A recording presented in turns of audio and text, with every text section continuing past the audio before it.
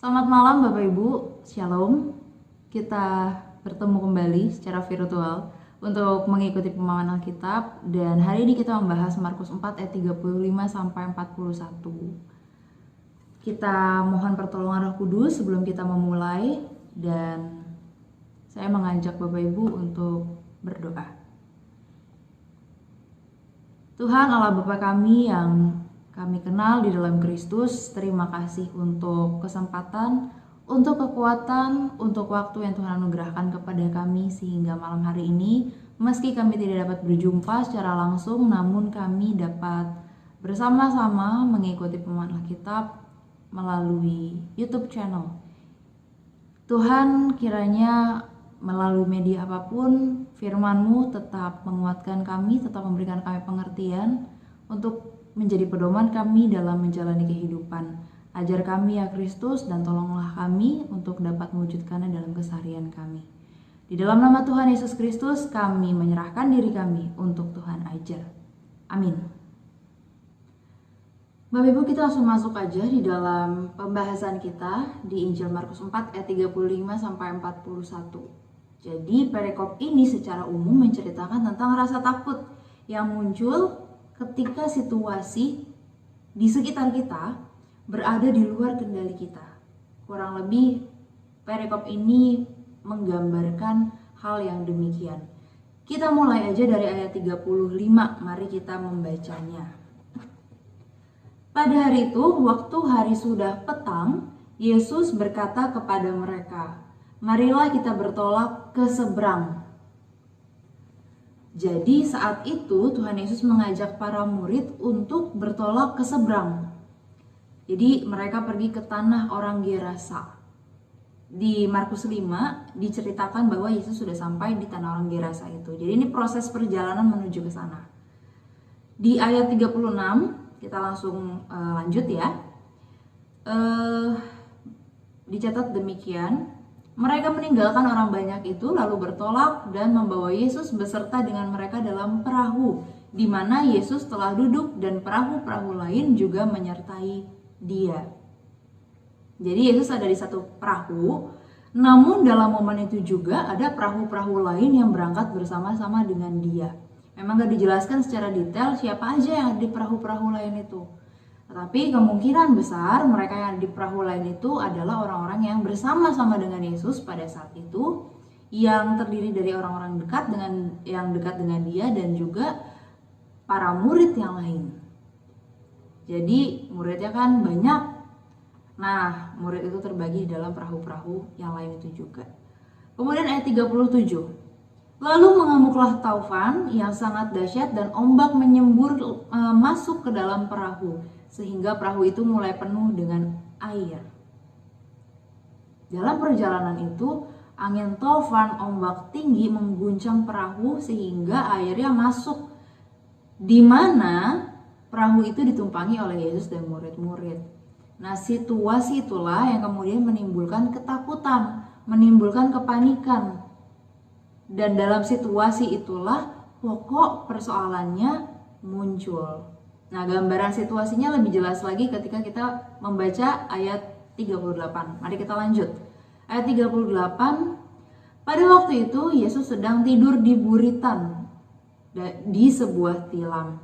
Maka murid-muridnya membangunkan Dia dan berkata kepadanya, "Guru, engkau tidak peduli kalau kita binasa?" Ayat 38 demikian. Ayat ini bisa kita kupas dengan memahami kalimat per kalimat nih Bapak Ibu. Pertama, Yesus berada di buritan. Nah, saya pikir memang Bapak Ibu yang mahir bahasa Jawa sepertinya udah langsung dapat gambaran tentang buritan ini. Karena buri kan artinya dalam bahasa Jawa tuh belakang ya. Jadi buritan udah pasti menggambarkan bagian belakang dari perahu itu. Tapi biar lebih jelas, kita lihat penjelasan tentang buritan di dalam sebuah perahu. Menurut informasi yang saya cari, jadi buritan itu adalah tempat di mana kemudi itu dipasang. Di bagian buritan ini diberikan penguat-penguat karena di buritan adalah bagian perahu yang sangat terasa ketika ada tekanan atau ada tegangan karena pukulan ombak. Kalau kita cek di Wikipedia, di sini dijelaskan kalau dalam buritan itu ada sebuah instrumen pengendali kapal. Ada juga yang namanya rudder yang berfungsi juga untuk mengubah arah kapal. Gitu. Jadi itu adanya di buritan. Beda dengan mobil. Mobil kendalinya kan dari depan, motor kendalinya dari depan gitu ya. Tapi kapal atau perahu itu kendalinya ada di belakang. Kira-kira gambarannya seperti itu. Jadi dari penjelasan ini sebenarnya bisa kita pahami bahwa posisi Yesus di buritan adalah posisi yang paling tepat. Karena dia justru berjaga-jaga di situ. Kehadirannya di buritan memberi pesan kuat bahwa dialah yang mengendalikan pergerakan perahu itu. Jadi kita maknainya ke sana. Di sini diceritakan bahwa Yesus tertidur meski badai begitu kencang. Ini adalah pertanda juga bahwa badai pun sesungguhnya nggak bisa mengganggu keberadaan Yesus di situ karena dia yang mengendalikan segala sesuatunya. Tapi murid yang ada bersama dengan Yesus pada saat itu nggak ngerti apa yang terjadi. Makanya mereka dengan panik bilang, "Guru, engkau nggak peduli kalau kita binasa." Padahal kalau dipikir-pikir lagi ya, bukannya mereka itu para nelayan yang sebenarnya terbiasa berhadapan dengan perubahan-perubahan cuaca, misalnya ketika ada di tengah laut atau gelombang atau bahkan badai. Tetapi kan Yesus ini bukan dari latar belakang seorang nelayan, dia anak tukang kayu gitu. Makanya kalau kita hubungkan dengan kepanikan para murid pada saat itu, kita dapat nih gambarannya bahwa gelombang dan badai itu bukan badai yang biasa. Artinya itu adalah sebuah peristiwa yang cukup dahsyat. Gelombangnya juga adalah gelombang yang besar. Bapak Ibu, kita juga pernah ya kayak gitu. Ada di posisi seperti itu. Artinya ada protes, ada gugatan atau apapun lah namanya. Hal itu kita lontarkan kepada Tuhan ketika badai kehidupan menerjang kita. Badai itu bisa berupa apa? Bisa berupa banyak hal. Bisa berupa kegagalan, bangkrut, atau ada anggota keluarga yang sakit, atau mungkin diri kita sendiri yang mengalami kelemahan, atau bahkan ada kehilangan orang terdekat, orang yang kita cintai, atau mungkin ditipu, atau mungkin dikhianati, dan banyak hal. Dan ketika peristiwa itu terjadi, mungkin kita akan bicara dalam hati kepada Tuhan, Tuhan tuh masih peduli gak sih? Kira-kira seperti itu. Atau Tuhan kayaknya udah gak sayang nih, karena saat ini saya berhadapan dengan sesuatu yang mencekam. Saya mungkin merasa sendirian. Lalu di dalam kondisi seperti ini Tuhan di mana? Timbullah pertanyaan itu. Kata Tuhan Maha Kuasa. Tetapi kenapa yang seperti ini menimpa saya atau menimpa keluarga saya? Nah, pertanyaannya Bapak Ibu, benarkah ketika kemalangan tiba, ketika penderitaan tiba, atau kegagalan kita alami, Tuhan diam aja? Benarkah ketika situasi tidak terkendali, kita dibiarkan sendirian? Ini perlu kita renungkan. Tapi sekarang coba kita lihat dulu secara keseluruhan. Kita kembali ke kisah para murid bersama dengan Yesus dalam perahu yang diterjang badai. Saat itu Yesus bukannya nggak ada, tetapi dia sedang tidur. Ini menarik Bapak Ibu. Apakah Yesus kelelahan karena sepanjang hari dia melayani banyak orang, sehingga dia kurang istirahat misalnya ya?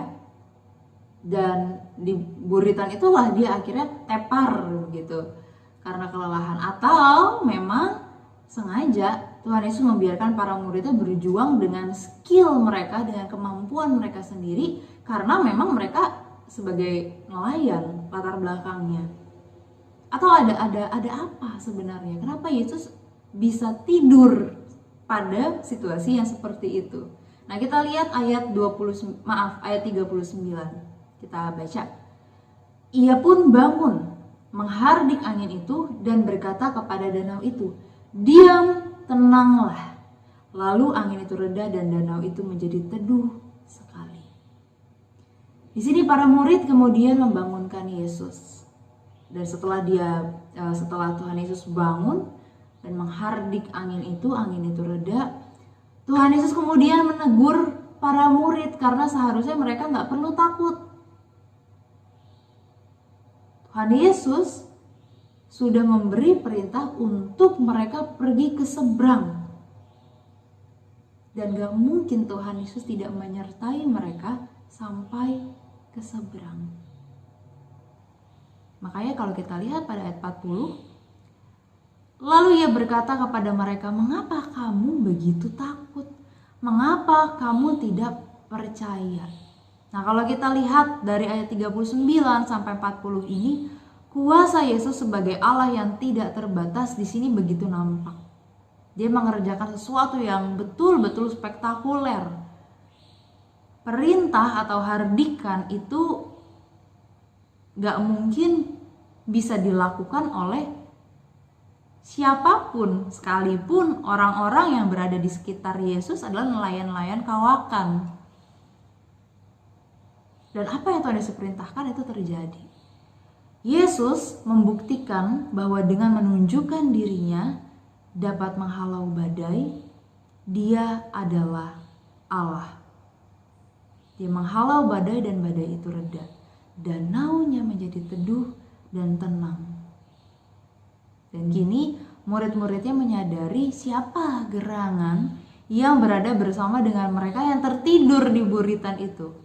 Dia melakukan perbuatan yang hanya dapat dilakukan oleh dia sendiri sebagai Allah.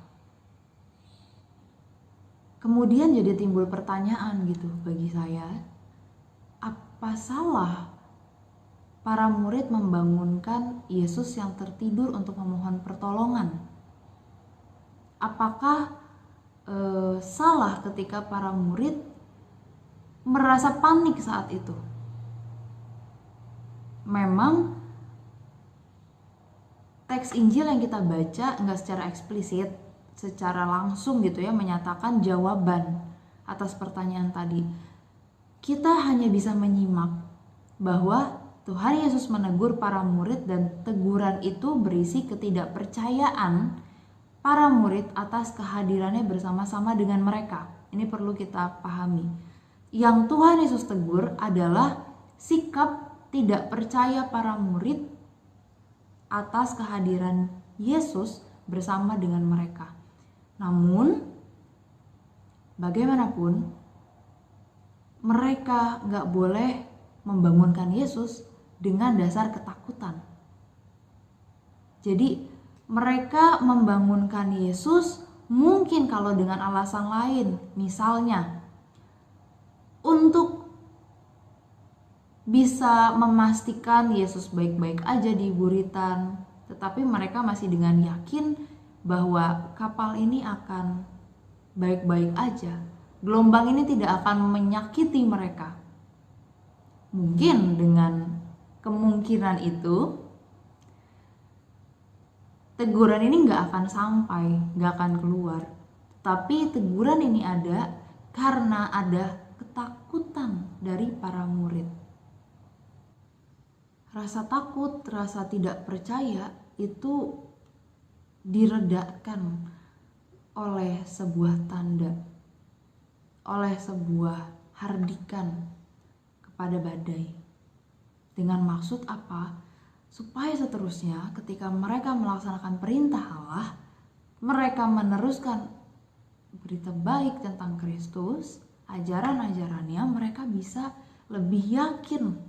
Mereka bisa lebih yakin bahwa kuasa Allah di dalam Kristus akan menyertai mereka senantiasa. Kalau kita lihat di Markus 4 Bapak Ibu ayat 16-17, Yesus sudah menyampaikan sebenarnya perumpamaan yang mengandung peringatan loh. mengenai merosotnya iman pada masa penindasan dan masa penganiayaan. Tetapi kembali lagi diingatkan, kembali lagi ditegaskan melalui peristiwa di perahu pada hari itu, ketika Yesus menghardik.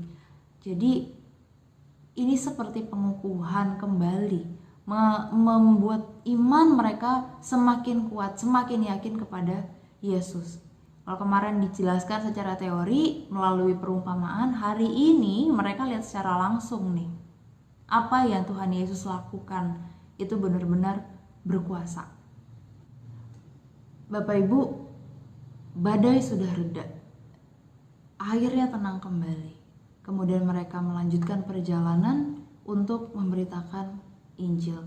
Mereka berlayar terus ke seberang sesuai dengan perintah Yesus di awal.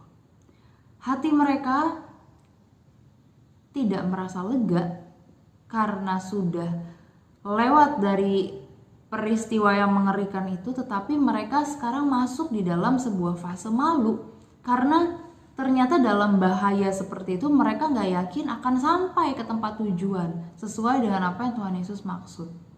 Jadi dari kisah ini Bapak Ibu mestinya kita juga belajar untuk tidak membangunkan atau menggugat atau mengklaim, bahkan memprotes Tuhan hanya karena kita sedang berhadapan dengan sebuah kesulitan, badai hidup.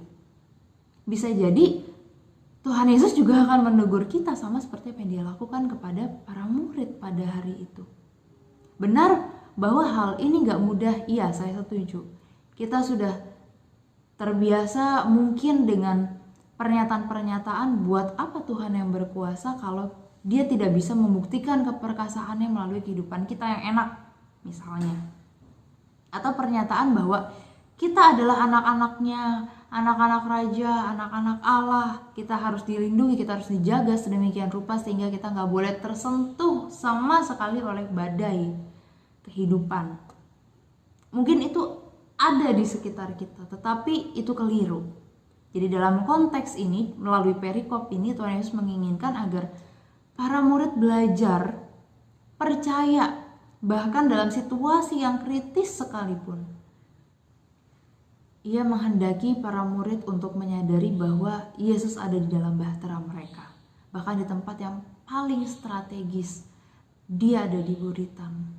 Dan di dalam posisi itu, semua dapat dikendalikan. Dengan kata lain, Yesus adalah sang jurumudi yang mengendalikan segala sesuatu. Jika kapal atau bahtera itu sering dihubungkan dengan kehidupan, misalnya di dalam kehidupan kita berkeluarga, bergereja, atau apapun dalam aspek-aspek kehidupan kita, maka yakinlah bahwa Yesus sang jurumudi itu ada di buritan kita, ada di dalam keluarga kita, ada di dalam proses pekerjaan usaha kita, ada di dalam gereja kita, ada dalam organisasi pelayanan kita. Dia ada di situ. Dan Dia mengendalikan segala sesuatu. Tinggal sikap kita bagaimana. Apakah kita mau mematuhi perintahnya? Apakah kita mau taat? Apakah kita justru apatis? Akhirnya sikapnya suka-suka kita. Akhirnya kita bersikap seolah-olah perahu itu adalah perahu kita yang kita kendalikan sendiri tanpa Yesus di dalamnya. Dengan sikap kita yang arogan, dengan sikap kita yang mungkin yang sombong, yang sok bisa mengendalikan segala sesuatunya. Sikap kita yang mana yang seharusnya layak untuk kita wujudkan di dalam kehidupan kita? Kita tahu bahwa Yesus adalah sang pengendali. Jadi berilah diri kita untuk dikendalikan. Bukan berarti kita pasif, tetapi kita mau memberikan rasa percaya kepada Dia. Karena biar bagaimanapun, pilihan apapun yang kita ambil, Tuhan berperan di dalamnya. Dan perannya selalu menjadi kebaikan bagi kita semua. Selamat hidup dalam percaya kepada Allah.